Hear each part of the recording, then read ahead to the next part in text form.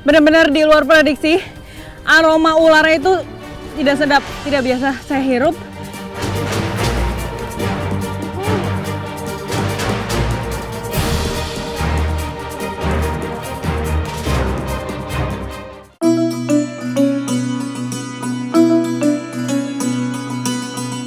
Alam Sulawesi Utara melahirkan para pemburu ulung, termasuk di daerah perbukitan Minahasa Tenggara.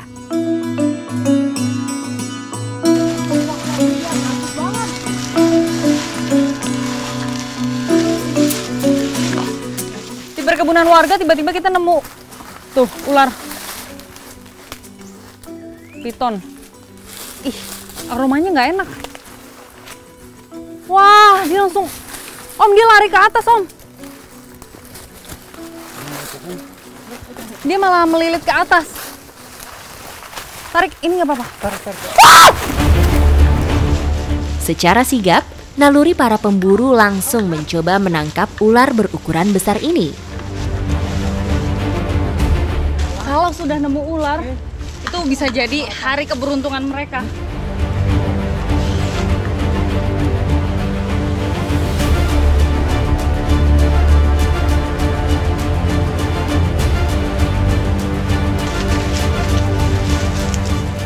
Salah satu cara untuk menangkap ular liar seperti ini, itu bagian kepalanya harus ditutup pakai kain. Om sampai harus lepas baju untuk nutup kepalanya, supaya nanti lebih mudah untuk ditarik, biar dia tidak agresif. Tapi ini masih sulit, karena dia lari terus ke atas.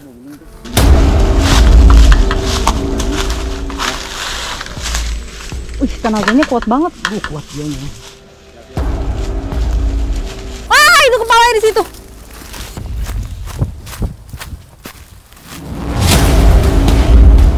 Karena dia tadi pindah pohon, dari pohon coklat pindah ke pohon sebelahnya, dan makin lama makin naik ke atas.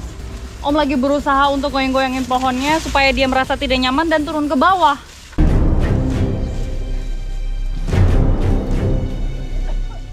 Ular sanca kembang seukuran ini lazim ditemukan di atas pohon. Sebagai reptil pemangsa burung, ular ini biasa mengintai dan menunggu mangsanya lengah.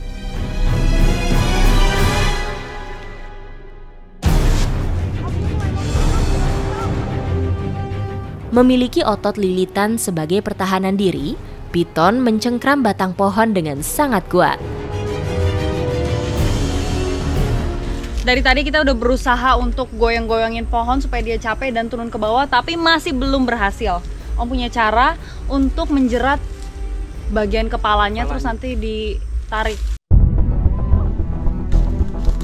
Perlahan namun pasti, jerat berhasil masuk ke kepala ular. Udah dapet. Wah, udah dapet. Tarik.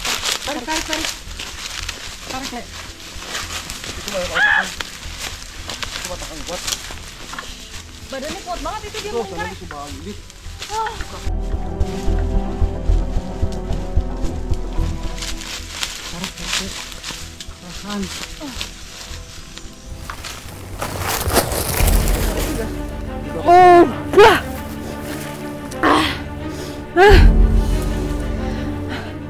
Benar-benar di luar prediksi. Aroma ularnya itu tidak sedap, tidak biasa saya hirup. Kami cukup kesulitan saat menariknya.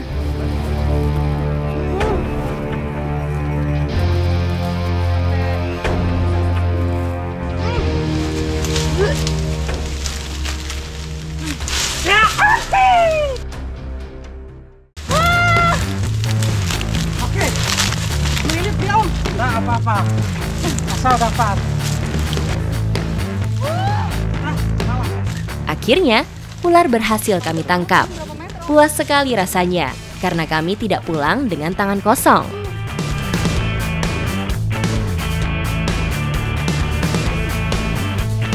Ini itu jenisnya sanca batik. Tuh kelihatan dari motif-motifnya ini loh.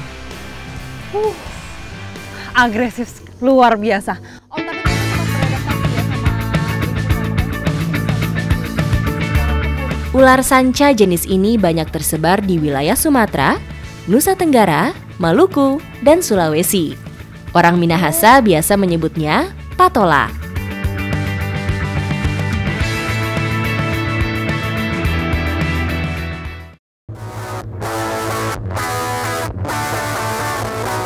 Bot berpacu kencang di atas perairan Teluk Manado. Birunya laut menjanjikan jernihnya pemandangan bawah laut Sulawesi Utara. Bertualang ke Sulawesi Utara, nggak lengkap rasanya kalau saya tidak mengeksplor keindahan bawah lautnya. Ikuti jejak saya, Jejak Petualang.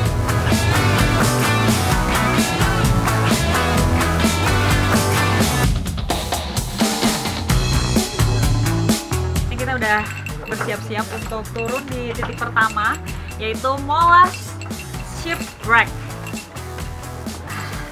Nanti kita turun bertiga. Dan tadi juga udah sempat diaba-aba bagian mana aja yang mau kita kunjungi. Oke, let's go untuk start explore bawah laut.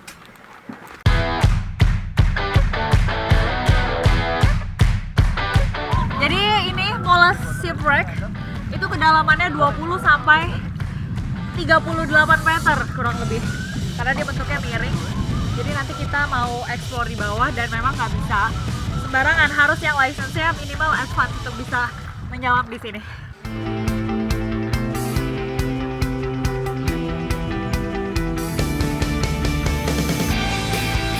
Tekanan di kedalaman lebih dari 20 meter mulai terasa membebani. Namun seakan terlupakan begitu kami disambut gagahnya kapal Molas. Kapal pengangkut barang Belanda ini telah karam sejak tahun 1942. Menjadi saksi perjalanan Perang Dunia II dan masih bertahan hingga kini. Bangkai kapal yang telah berpuluh-puluh tahun bertengger telah menjadi media hidup berbagai biota laut.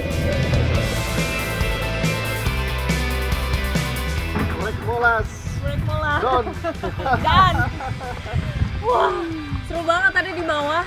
Tapi ternyata diving kita hanya memakan waktu 25 menit saja. Karena memang dalam sekali, tadi kita sampai di kedalaman 33 meter. Saya menikmati penyusuran saya mulai dari anjungan kapal, palka, hingga baling-baling. Perhatian saya tertuju pada krek di bagian samping yang menjadi penyebab karamnya kapal. Kondisi kapal yang telah ditumbuhi karang memberikan tempat persembunyian bagi beragam ikan, termasuk batfish.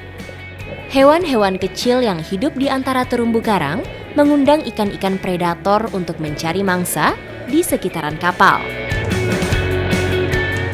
Ada yang unik, tadi ada Tubastrea, itu tuh karang yang Bisa hidup di goa tanpa cahaya matahari loh, karena dia di goa. Tubastrea menjadi primadona objek bawah laut karena keindahannya. Koral ini banyak ditemui di perairan tropis dengan suhu yang hangat. Dalam kedalaman minim cahaya, Tubastrea justru memancarkan warna-warna cerah. Tanpa proses fotosintesis, protein yang terdapat pada karang ini bereaksi hingga memancarkan cahaya.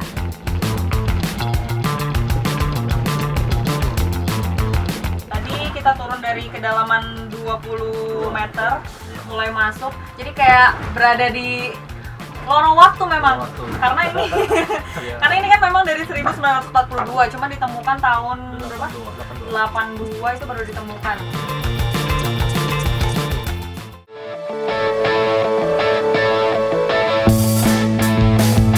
Titik penyelaman kedua ada di muka kampung pesisir Teluk Manado.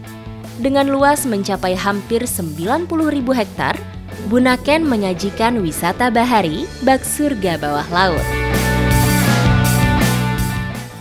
Nah, nanti di bawah itu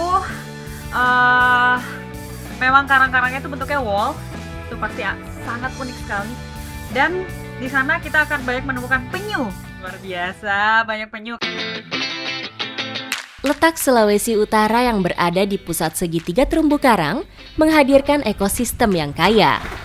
Terdaftar kurang lebih 390 spesies terumbu karang yang terdapat di sini.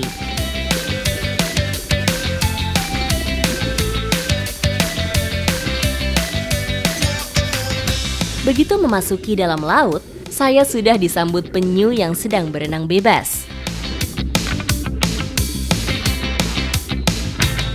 Menyelam lebih dalam lagi, saya disuguhkan pemandangan yang berbeda. Tebing atau tembok karang ini terbentuk secara alami karena aktivitas gunung api purba. Begitu indahnya hingga mendapat julukan Underwater Great Walls.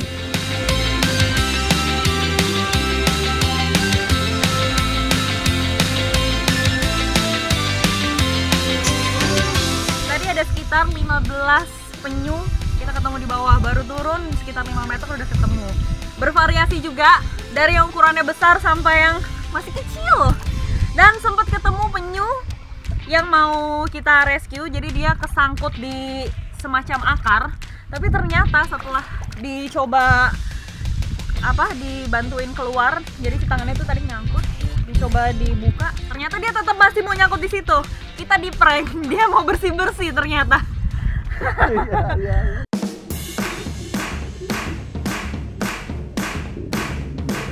Jenis penyu yang lazim ditemui di kawasan ini antara lain penyu hijau dan penyu sisik atau hawksbill.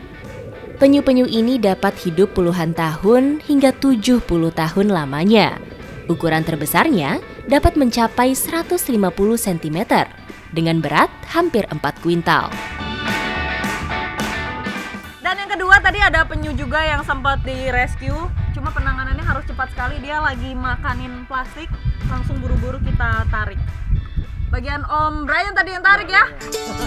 Oke.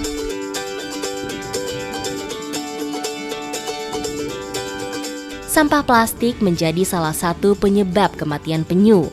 Bentuk sampah plastik transparan menyerupai makanan utama penyu, yaitu ubur-ubur. Dan merasa beruntung sekali saya bisa diving di salah satu wall terbaik di Indonesia dan sudah terkenal di mancanegara, di Bunaken pastinya.